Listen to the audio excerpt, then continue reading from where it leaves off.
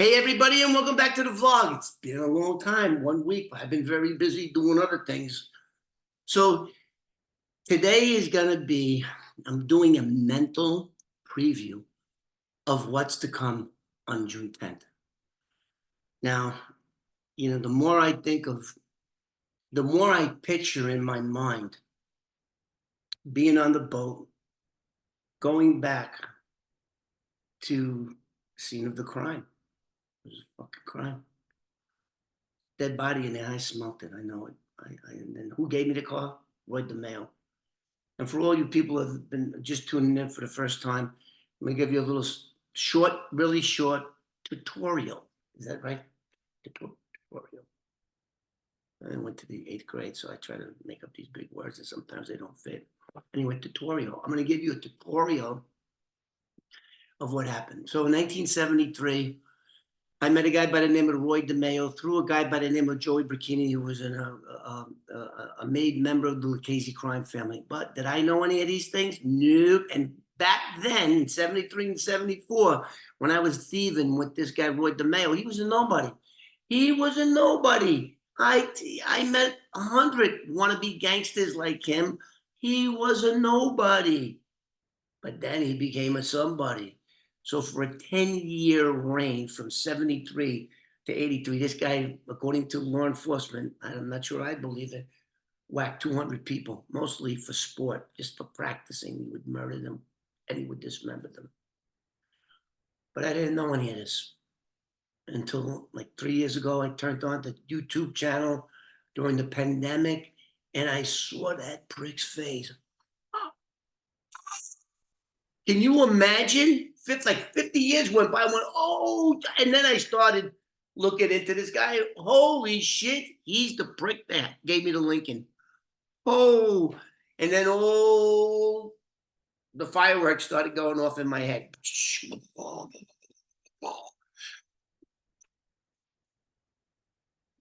Like talking about.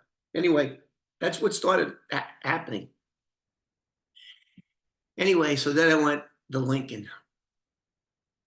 I knew that there was a dead body in there because when I got the car and I started driving it from South Jamaica, Queens to Long Island City under the 59th Street Bridge, I smelled that shit and I knew. And I was so nervous. I was so nervous by the time I got to the spot. I forgot to crack the doors. I forgot to lower the windows. And I forgot to turn off the lights. And that one little thing, that light switch, and when I went into the back of where this was, you can look at the other videos. I don't want to get too in depth. It was pitch black. I had the high beams on. I had all high beams on. I threw the thing in, and as the car is going past me, as I'm pushing it, as it's in gear, pushing it, because I had to make sure it had enough speed by the time it got to the corner of where it falls off into the river. Otherwise, it would get hung up. And how do I know that? I hung up a couple cars. And I had to steal another car, push it in. Anyway, goes in the water, it starts going. And like all the other cars that I put in, all went in, and once the water got into the passenger compartment, it would just go right down. No problem. But I forgot to do all those things. I was scared. 20 years old. I was scared. My nose was telling me there's somebody in that trunk, and I couldn't open it up. I didn't have the keys, couldn't open it up. And the thing went, and it went, and it went, and it went, and it went to the 59th Street Bridge. It went under the 59th Street Bridge. It sunk. But I could see where it was because it was only 17 feet of water, and it was only like 80, 90 feet offshore, and the lights were on. I knew where I parked at. So we find the car 50 years, 49 years later. And then we find out who was in the car. Most likely, can only be one person because he was the only person that went missing who was in the mob, period. He was the only person that went missing in 1974, with the exception of a 15-year-old kidnapped in Long Island. And he was the only one of my viewers said, hey, wait a minute, and let me stop right here. So I have a lot of law enforcement connections, as you guys may imagine, after working 30 years for state and federal law enforcement agencies. And I did do my due diligence, and I did had them run it. Who went missing in 1974? And except with the exception of that kid in Long Island, nobody, nobody. Even if you're a mob guy, let me tell you something. Even if you're a mob guy, your mob family is going to report you missing eventually. Eventually, it's going to happen, and it never did. And you know why? Because I only checked New York.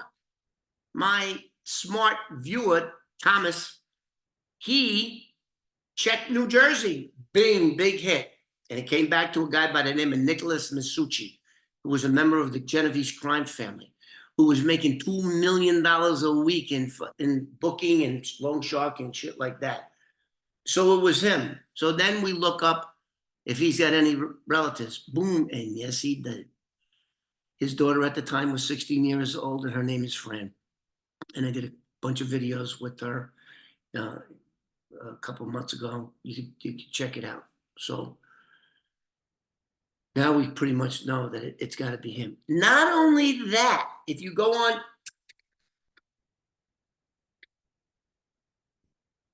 that's me pretending to type in a computer.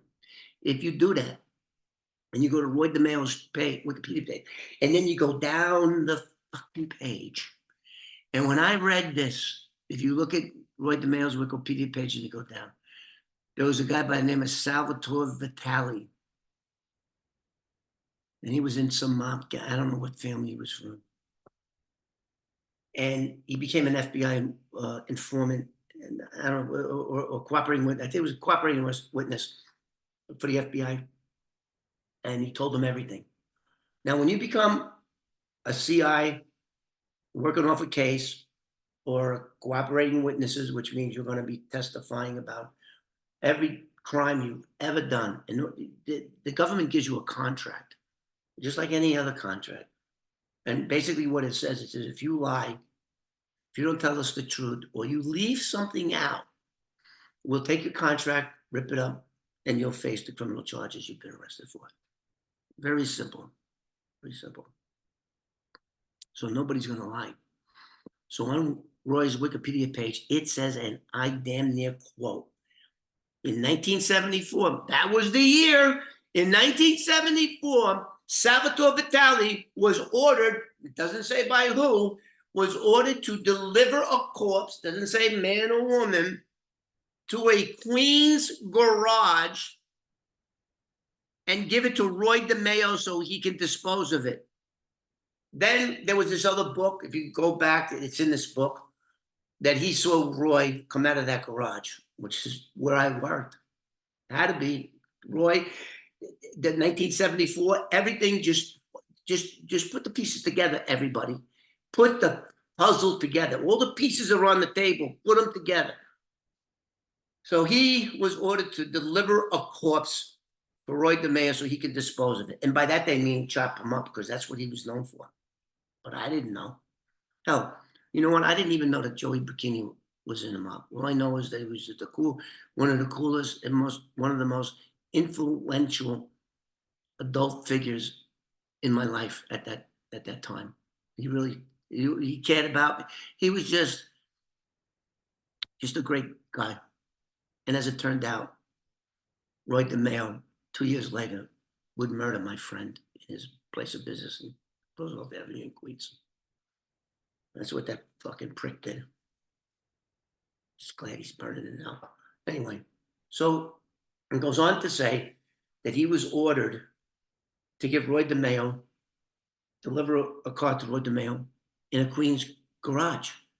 That's where I picked up. That's where I got the car from Roy DeMayo, 1974. Boom. Put the pieces together, everybody. And the only mob guy that went missing in that year was Nicholas Maschuci. If I'm pronouncing it wrong, don't break my balls. I try. Anyway, so now that you got the story, everybody. So now this woman, Fran, since 1974, I don't know if it's since 1974, has been an advocate for missing adults. Now we have this thing called the Center for Exploited and Missing Children. but not for adults. If you're an adult and you go missing, pretty much law enforcement will say, yeah, it was an adult. He's an adult. Maybe he just packed it in and went on to his life. Unless there's any blood found in the house or his car, they pretty much don't give a shit about adults. They don't.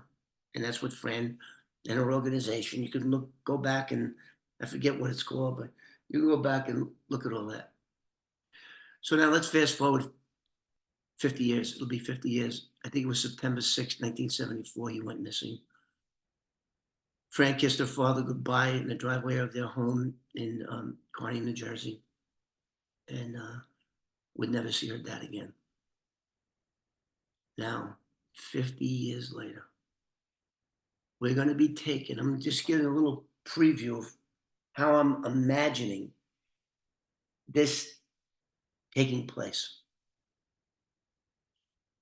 We're going to pick up Fran. We're going to put her on one of the boats. We have 3 dive teams going there.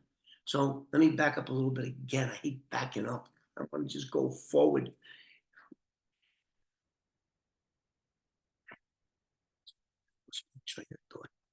So let me go back again. I just got a big blank spot in my brain. I'm trying to give you guys a picture of how I see this playing out.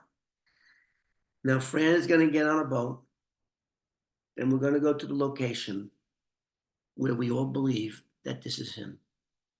Not only do we all believe it for all the reasons that I just told you, people, but there's one more thing. A psychic or a medium, I don't know what the hell she's called, but I did a video on that. Go back and look at that. That this woman, like 4 months before we found the car and we positively identified it, that this woman said that her father was dumped in a body of water, and the bottom of the water is filled with rocks, and so is the shore. And that's exactly.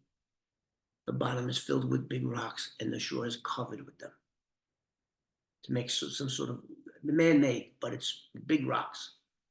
And how do I know? I almost broke my ass trying to get up and down there. And when you look at one of those old videos, you're going to see when I was 69 years old. I'm 70 now. I don't know how I got up that freaking slimy. Anyway, she describes it to the T, and then she says, when your father looks up, he's under a bridge, the 59th Street Bridge. Now, I don't really believe in this shit, but I also, Fran has the receipt for how she paid the medium on the line, I think it was. She's got everything to prove that happened before I even did video 1 on this case. So I'm trying to imagine emotionally. I mean, I don't have my father anymore or my mother. And they weren't murdered. This man was murdered. And he was a pretty good, cool guy from everything I've learned about him. Very generous guy. And so now what I want to do the video, now that we got all that crap out of the way, so first time viewers will be able to put this incredible story together. We're going to have Fran on the boat. I think there's going to be 2 or 3 boats. And then we're going to leave at an undisclosed location. I don't want anybody to, we're going to arrive on June 10th, which is like a month away from here almost. At the time of this recording, she's going to be on the boat, and she's going to be going where the divers are going to be in the water at the time she's on the boat. Or maybe she might wind up going on the land. So the way this is set up is that there's a ballpark, or Queensboro Park, right beneath the 59th Street Bridge. And it's beautiful baseball park. And so I think it might be even better if she's there so she can see it as it happens. And she's going to be filmed to get her reactions. If we start pulling out remains. And so, wow, if this is not the type of video that's going to blow you away. I mean, we successfully found the car that I put in the water a half a century ago. And then we also located a bone. There was also a bone in the vicinity of the car. Car's it's in bad shape, and why wouldn't it be 50 years under the water? So we're gonna have Fran there. We're gonna have a bunch of other great guys. Exploring with Nug, Jeremy from Exploring with Nug. We're gonna have um what's the other guy's name? Adam Brown Adventures, and Sean that owns a company in New Jersey that does filming for movie studios on the water, and he's another great guy. All these guys are also donating their time and their money. It costs a lot of money to do this. I mean, I got two divers coming from North Carolina and South Carolina.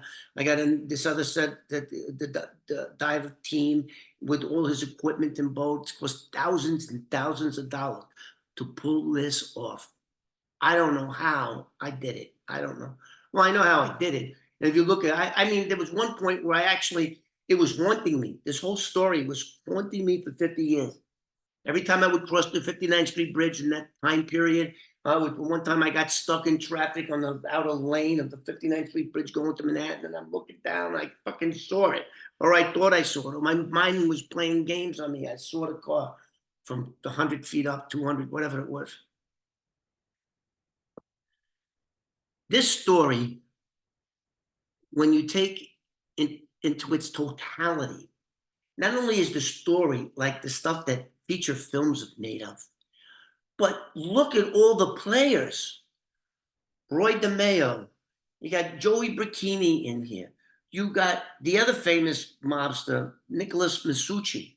You got, I mean, if everybody would think for a second what this story is, it's a block building, it's setting the foundation for a real theatrical feature film. And I know plenty about that business. I've been in it for 31 years. I've had my life option. I can't remember how many times by studios. But so I just wanted to give you an outline of imagine, because I have a hard time imagining this. Imagining the divers go down like they did in on July 18th, and they came up and they raised the steering wheel, and they raised the lower part of the dashboard that was exclusive to that year, make, and model car. And it was exactly where I said it would be. That was a moment. Can you guys imagine the emotion that's going to go through this woman's being if we start pulling remains out? Uh, I can't imagine what this woman is. I mean, I take my, at times she breaks my balls. She's a woman, of course. Ball breakers is what they are. Most of them, I'm gonna get a bunch of TV. Well, then fucking, and then anyway, I'm single for a reason. I'm single because I don't want to. I can't take that no more. Anyway, but if you guys can put yourself in Fran Maschuci's shoes, and you're going to be on that water right beneath where every piece of evidence points to, it's got to be him. Nobody else went missing during that time period. Nobody. So I just wanted to let you guys know. I'm trying to build up the thing for this because I know I've been waiting almost a year to come back. The divers come back. And again, a big kudos for all these men. And not only that, not only are they wasting their time, not wasting their time, but driving 1,000 miles one way, the dive team from down south. All the expense that is monies that they're putting into this. And why is that? All because this guy, Jeremy from Exploring with Nugs, when I contacted him and I told him this wild, crazy story, he believed me. He believed me. And he did it. And that guy's got balls. I'll never forget what he did. Never. And I'm sure that Fran feels the same way. So anyway, um, this is going to be a lot of drama. It's going to be, I don't know how many, it might be a days, it might be a week, who knows? They got to go, they have to dig under the bed of where the car is at least 12 inches, 18 inches, because that's how much time has gone by. And that's what these guys are going to do. And the other thing about this dive, too, it's extremely dangerous. They're taking their life in their hand. There's only 45 minutes per day. It's called slack tide that they are able to dive. That's when the tide isn't coming in or isn't going out. There's only that 45 minutes and visibility is limited. So these guys are not only risking all the time and money, but their life as well. So, I know I just got a little channel here. Nug's got 617,000 subscribers. The other guy's got over 250,000 subscribers. They're big channels. They don't need my help, but I would employ everyone that watches this video to go to their channel and check out what they do, how they help clean up the environment, how they bring closure to family members who lost family members and their cars around bodies of water, and they find them and recover them. So I just wanted to give you guys this insight of how I am viewing what's happening just next month. How I'm imagining if we pull them bones out and Fran is there, I'm going to be crying. I'll see you guys. And by the way, and if you haven't already subscribed, please hit the button. It's making me look bad. 4,000, I don't even have 5,000 subscribers. Why is that? I don't know. But like, subscribe, hit the button, and I'll see you on the next one.